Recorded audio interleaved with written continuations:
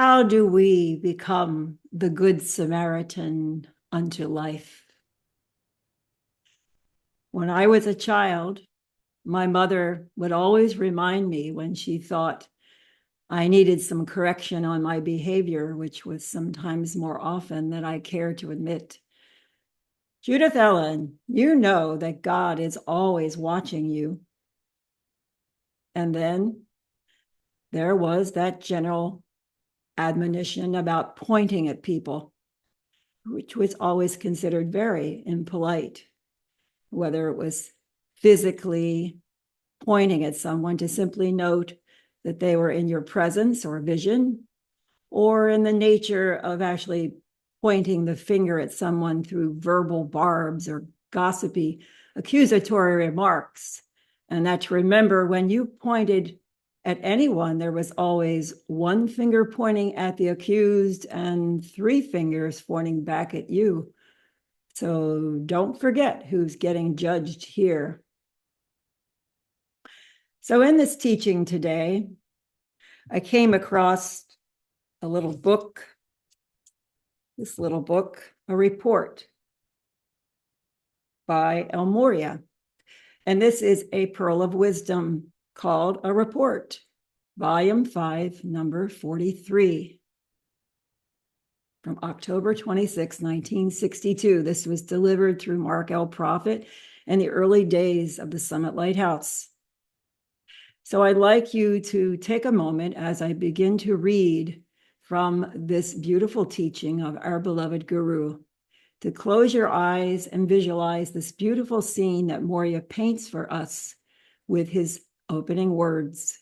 He says, "Falling leaves signify to many that a cycle is completed. Few lament the passing of summer, basking instead as they do in a mellow montage of subtle color mingled with more garish hues. The eternal pine stands in immortal fastness, breathing forth its fragrance throughout the seasonal cycles. So is the soul saturated with the eternal flame, the mind absorbed in spiritual meditation, and the emotional body flooded with infinite capacities to love without shadow." Moria goes on to talk of admonishment, and he says, "Throughout the years, beloved Saint Germain and others of the Holy Band composing our council have continued to admonish the students of the many activities linked with the Great White Brotherhood, or attached at least to the ideals of that brotherhood. These admonishments have taken many forms, such as exhortation, which that definition is an address or communication emphatically urging someone to do something. It goes on, pinpointing, phrasing and rephrasing of little-known laws, subtle expositions of fine points of esoteric instructions, and generally specific advice. In my words here, when we think of Moria or any ascended master, I think we think of someone who pays great attention to details, whether we buy a finely tailored garment and where the seams match perfectly and patterns align perfectly. We think of this as a higher quality item, and ultimately we pay a higher price for such items. And we remember in the Bible, it mentions every jot and tittle of the law. In Matthew 5:18, with jot, which means iota, a jot represents the smallest letter in the Greek alphabet, an iota, and the smallest Hebrew letter, a yod, representing an apostrophe. And tittle refers to a tiny horn or decorative stroke on a Hebrew letter, similar to a dot over an I or over a J in English. So that's just to give you an example of every single item that we're talking of here. So Moria goes on to say, because of the immersion of the students in the world scheme and the world consciousness, it has often been a requirement that we sound a note of warning on a matter of vital import. Some time ago, in one of our classes, we indicated a shift in emphasis from this approach of forewarning to one dealing almost wholly with constructivism. So that definition of constructivism is a learning theory and philosophical viewpoint asserting that individuals actively construct their own knowledge and understanding of the world through experience, reflection, and social interaction. And my definition of that in teaching is experiential learning. So Moria says, we recognize, however, and I am certain that you do as well, that it is not possible to abandon all admonishment and that it is never our intent to do so. So when we think of that word admonishment, we look at the definition as a firm, earnest, yet often gentle warning, a caution, a reproof intended to correct behavior or advise against a certain action. It acts as a reminder of obligations ranging from mild, well-intentioned advice to more formal disciplinary actions. Moria says, I wish to clarify herein the inner meaning of the address given. It specifically referred to a trend rather than to a complete change. However, the Darjeeling Council is still of the opinion that it would be most desirable to see a complete change at the earliest possible date. For even we sometimes reevaluate our decisions when it becomes apparent that the best reaction can be secured through alternative means to exalt men and women into a stronger and more mature spiritual position.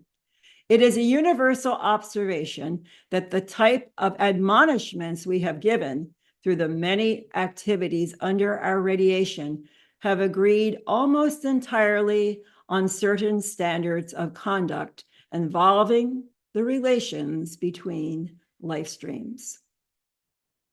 Now, my reflection on that is almost 64 years after this teaching was given by El Moria. We find ourselves in a vastly different world of technology and communication, artificial intelligence. At that time in 1962, of course, we had radio for many years, motion pictures, newspapers, printed publications, telephone, and television had just come in the last decade. At that time, they were our primary communication. There were even strict guidelines and content and what types of images and language that could be broadcast and created by the FCC. And this went along the lines of the First Amendment. And post-World War II, television began appearing in most households. And now we have, in this age, in 2026, a practically no-holds-barred attitude toward language, increased and liberal casual use of vulgarity, profanity, general lack of decorum in general public areas in many cases, and words that we hear on a more casually used basis that we would have never heard before because of the introduction of the internet. So Moria goes on to say here on the subject of criticism, condemnation, and judgment, and those of you who have been in the teachings of the Ascended Masters know this as CCJ. So Moria says, men can only harm themselves or project harm at another life. They can never damage the invulnerable deity. However, as the Christ declared and as we affirm, whatever is done to the least of the children of the light is an act done to the Holy Christ self of that one, whose face ever beholds the face of his own mighty I am presence.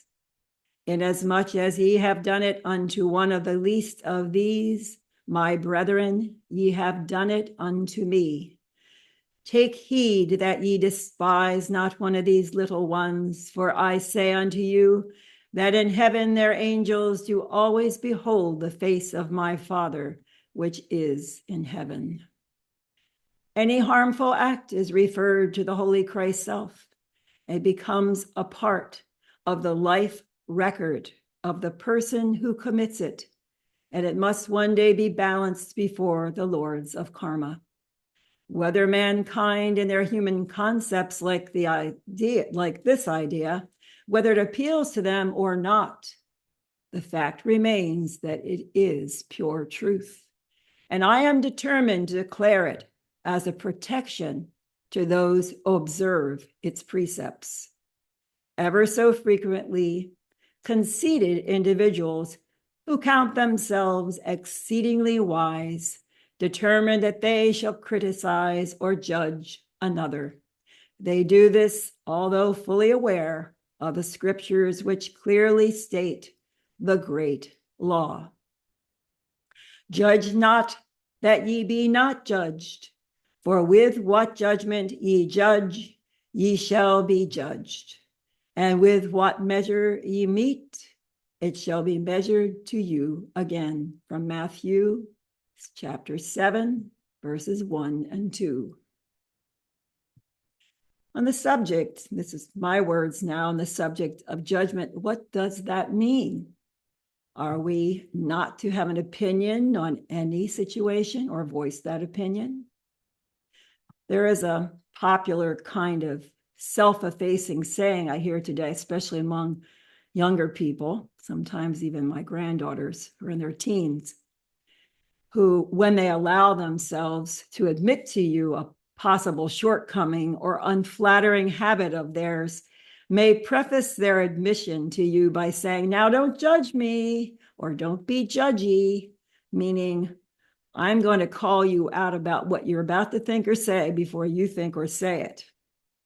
So we all know that we sometimes have those thoughts, and judgment of others we know little of by appearance or reports of others or stories where we're unsure of their veracity is quite a problem in this day and age with artificial intelligence and the internet, as I mentioned before.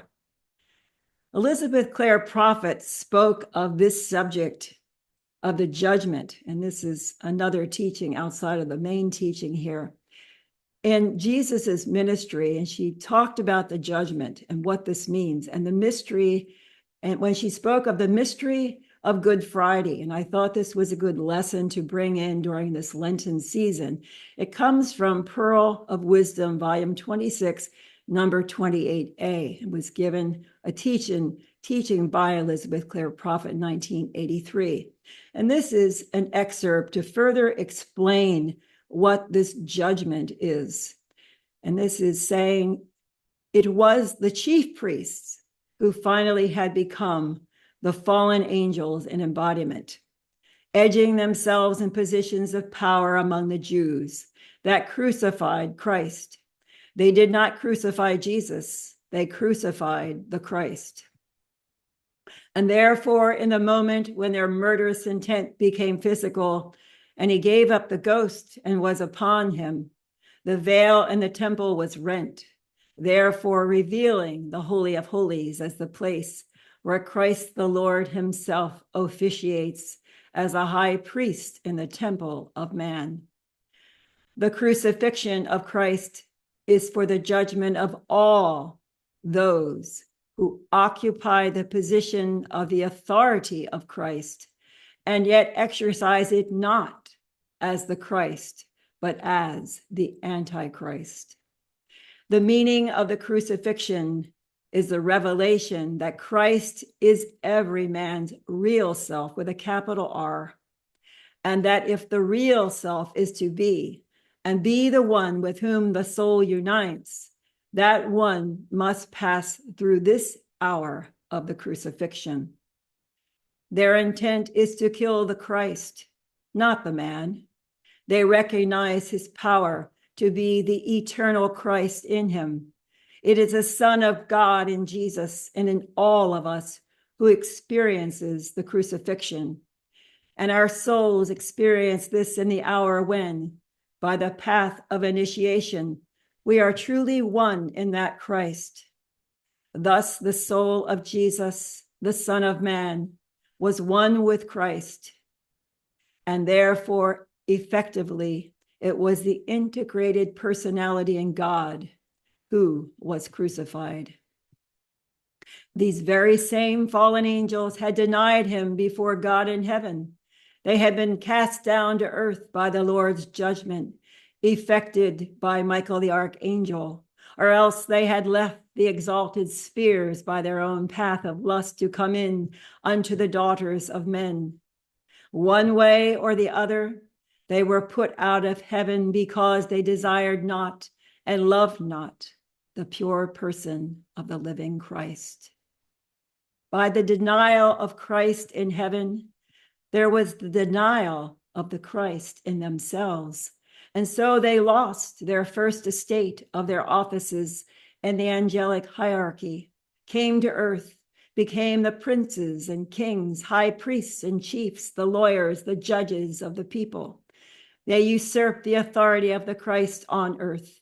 They moved upon evolutions ill prepared to deal with those who had existed in heaven for thousands of years, amassing the power of God before their betrayal. Thus, Jesus, the Son of God, also descended out of heaven with the full power and greater of any of the angels, for it would take one greater than the greatest of all the angels to demonstrate this victory of eternal life before the multitudes who could scarcely understand with what they were dealing.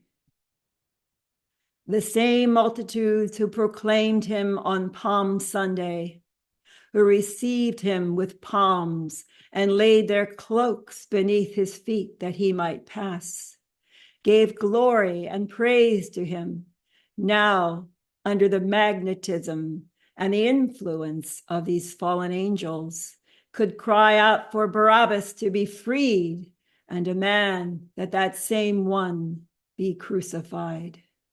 This shows a stronger mind, a stronger will, a stronger power than the people had. On the one hand, Jesus had the great power to heal them, to teach them, and when they were in the circle of the Good Shepherd, they were able to endure in his light. But when they came under the dark auras of the fallen ones, they immediately, almost like chameleons, took upon themselves their auras and were poisoned by their lies and accusations. Pilate himself was not fooled, for he was one also. He had the knowledge of heaven and earth. He was a fallen angel who could have gained himself a great good karma. He could have spared Jesus in defiance of the people and the priests, but he was a politician. He was concerned about the opinions of the people, especially. And so he did the will of the people, but knew full well that it was because of the envy of the high priests and the Pharisees, their envy of Jesus' power, that they desired to put him to death. But more than this, they knew that the Christ in him had the power to judge them before Almighty God. And it was for this power of judgment that the hatred of the chief priests was upon Jesus. For no one had ever dared challenge their hierarchy. No one had ever dared accuse them. No one had ever called them sons of the devil and denied that they were sons of Abraham. No one but Jesus. That is the end of that excerpt from 1983, if you'd like to read the entire Pearl.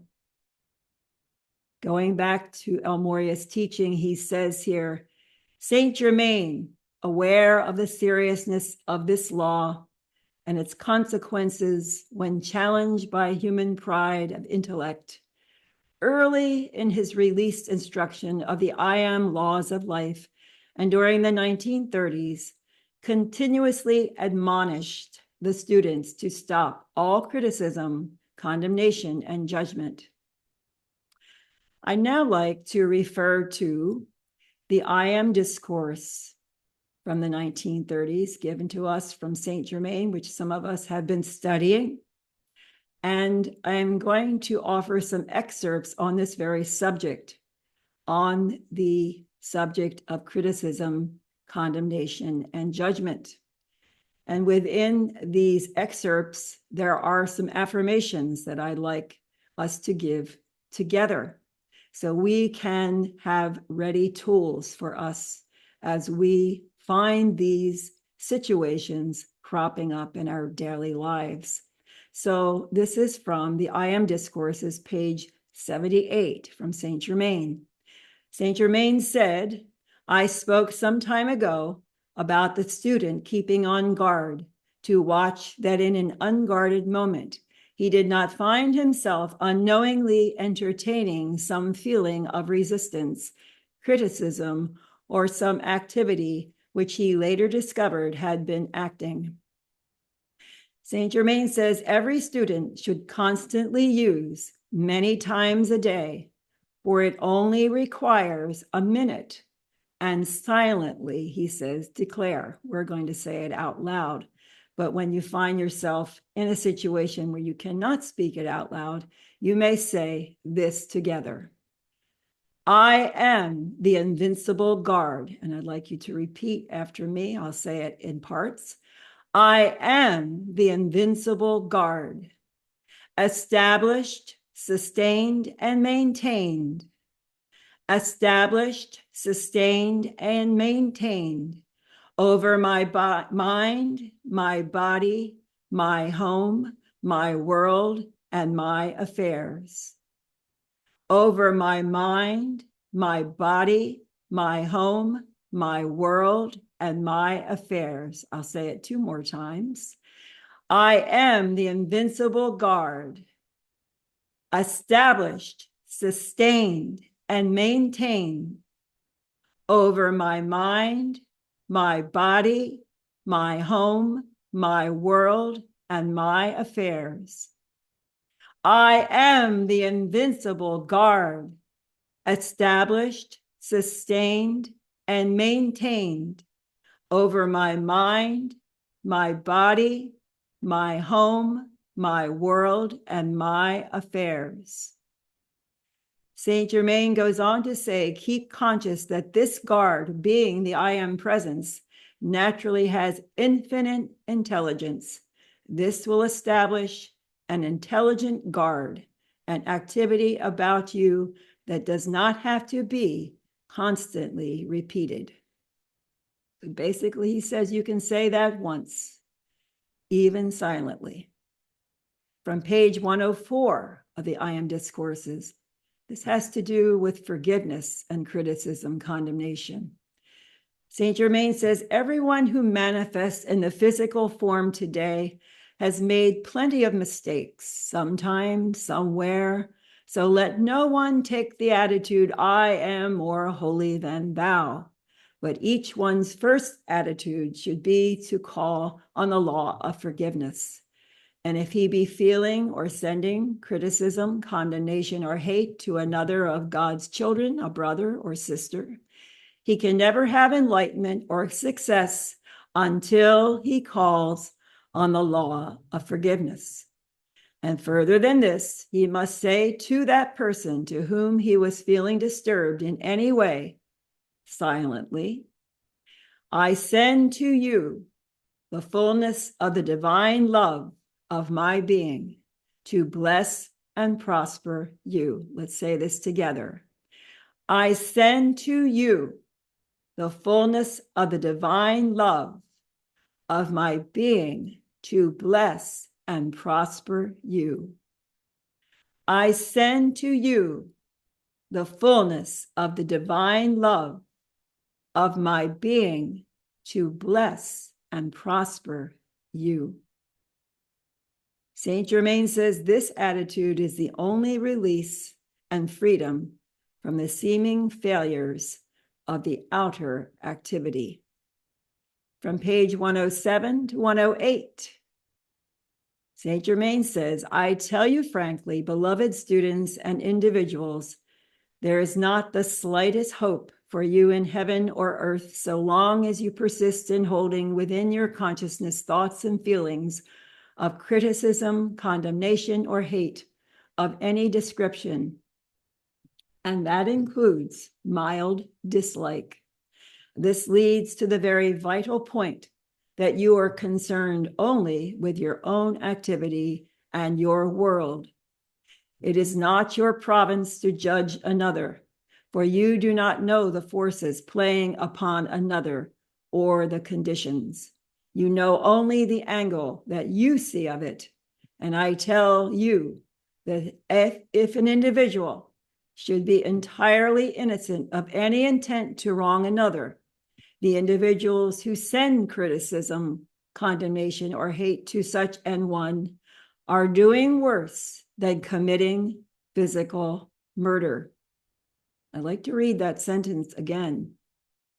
You know only the angle that you see of it, and I tell you that if an individual should be entirely innocent of any intent to wrong another, the individuals who send criticism, condemnation, or hate to such an one are doing worse than committing physical murder. Saint Germain says, why is this so? Because thought and feeling are the only creative power. And while such thoughts and feelings may not touch or harm, they're objective.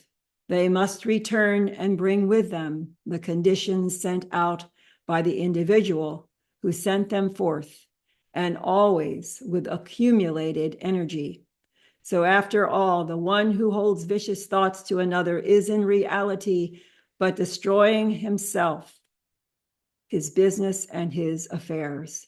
There is no possible way of averting it except for the individual to awaken and consciously reverse the currents. Discourse, page 109 to 110. Saint Germain, again, supposing someone we love very much seems to be going all awry, what is the first thing the outer would do? Well, as a rule, to begin sitting in judgment and criticism. The most powerful thing that can and should be done for such an individual by everyone who knows anything of the circumstances is to pour out all their love and to silently know. Let us give this together. I am God in action. I am God in action is the only controlling intelligence, and activity within this brother or sister. Within this brother or sister. Say it one more time.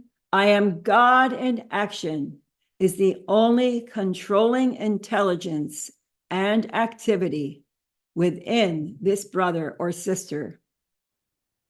To keep silently speaking to that one's consciousness is the greatest help possible to be given. Many times to remonstrate verbally with an individual sets up a condition of antagonism, intensifying rather than erasing the activity which the silent work would be absolutely certain to accomplish. Page 280 to 281. Saint Germain gives us this advice. It is very difficult for the average individual to understand that the quickest way to stop any kind of disturbance is to stop discussing it. The thing in your own aura is the only thing that needs attention. The thing recorded in your atmosphere can only come through your feeling. The spoken word, unless there is a sense of condemnation or anger back of it, will not record in harmony on your inner atmosphere.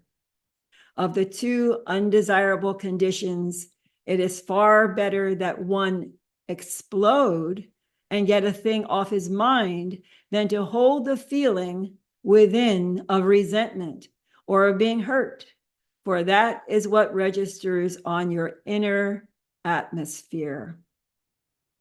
From my standpoint, I see what is registering in your feelings and therefore on the inner atmosphere. You know how a carbuncle is really a boil, forms. Well, let me tell you that in your mental world, exactly the same thing takes place as a physical boil, carbuncle, expresses on the physical body. It is most important to do something to keep yourself from harboring a feeling against persons, places, things, or conditions, for these build and record on the inner atmosphere. If the desire comes, I wish so-and-so would do this or that, check it immediately. And Saint Germain says, there is only God in action there. Say, there is only God in action there. There is only God in action there. There is only God in action there. He goes on, when a feeling is registered in your atmosphere, it is anchored there until you dissolve or consume it. It is always the feeling that makes the inner record. Again, it is always the feeling that makes the inner record. There is no use consuming a thing if you do not break the habit of generating the cause. One can easily conquer this by saying, here's another affirmation, I am in command here. I am in command here. I am in command here. Do not let your feelings run rampant. Many times individuals are brought together for the sole purpose of compelling them to correct these subtle activities which most people pay no attention to whatsoever. This is a matter of stilling the outer in order that the truth may be received. This is so vital in the individual's self-correction. Back to the Moria teaching. Now, some of the students responded to this teaching very well, and they have not since been guilty to any great extent of violation of the great law. Others responded for a while until what they deemed a more acute situation developed. Thus, confronted by circumstances which they thought would render justifiable the exception to the rule, they proceeded to fall into the maelstrom of gossip, exempt from the law by their supposedly logical and valid excuses. Well, says Moria, let them do so if they will, but there is never any excuse for disobeying the instruction of an ascended master. This magnificent being, meaning Saint Germain, spoke only for the good of all and for the expansion of the world plan of freedom. He knew then, and he knows today, the full danger of such overt acts against the eternal principles of justice and honor, so necessary to the harmonious action of the wheels of social intercourse and progress of civilization. He knows that such acts always travel the full circle back to the very door of the one sending them out.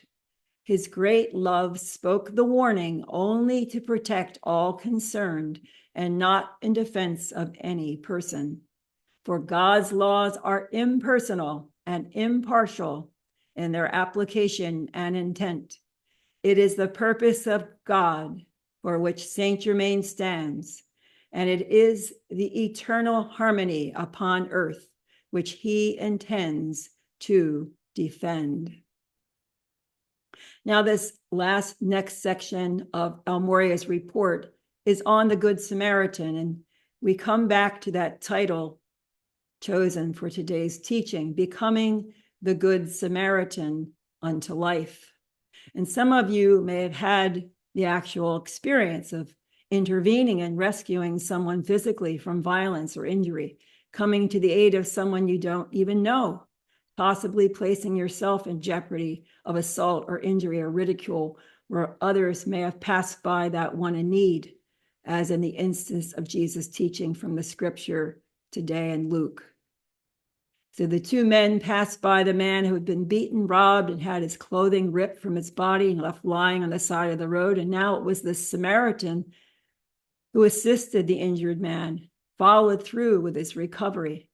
But more often than not, becoming the Good Samaritan or the Good Chicagoan or the Good American or the Good European or wherever you hail from currently takes on the form of perhaps a less dramatic, yet no less important rescue of the one who lies helplessly, perhaps in their own pool of resentment, depression, revenge, criticism, condemnation, judgment, or even sense of worthlessness. So referring to this section of this report, El Moria said, in a wonderful dictation with Jesus back in 1984 in volume 27, number 52, this little excerpt, he said, we begin at the beginning then. Let us take the example of the Good Samaritan. Recognize that here is one bruised, hurt, robbed, and wounded, and therefore left half dead, and realize that humanity in a psychological sense, and many times in the physical sense of the word, are in this condition. They've been robbed by their governments, by all sorts of individuals who have set themselves in seats of power to take from them their life, their livelihood, the value of their money, their estates, their children, and so on. End of that quote from the other dictation. And this Good Samaritan portion of our teaching, Moria says, in this report, I wish to emphasize and clarify certain not generally known aspects of the effects of criticism when applied by human reason or observation to another without being voiced. It is mildly destructive. But when it is uttered aloud to another, it is amplified at least 10 times. En route to the one criticized, it gathers more of the elements of the mass mind's condemnation until it is an arrow, both sharp and swift, finding easy penetration into the tender mind of the one to whom it is directed, unless that one is extremely alert. When released by a friend or relative to whom the individual is receptive, it often lodges within their subconscious to perform its work of destruction as an arrow of pestilence, silent, invisible, insidious. This is my words. It made me think about the effect of CCJ upon children in households or schoolrooms, where there is this environment or atmosphere of constant criticism, condemnation, judgment, anger directed against others in the room or the other family members or the child themselves. So how careful we must be in the presence of children with our words. Moria says it is not the weight of the minor criticism, sometimes charged in innocence, that counts. It is the mounting momentum of the mass consciousness, using the thought form created by the one sitting in the seat of the scornful, which makes criticism deadly. It is for this reason that beloved Saint Germain has articulated so frequently against such conduct, and this is why he so fervently decries it. So I would say here, in my own words, let us be ever mindful of what we intake, of the social media we consume, the mass media of mainstream news that may be slanted, biased against issues or persons or leaders who may actually be doing the will of God. Discernment is needed.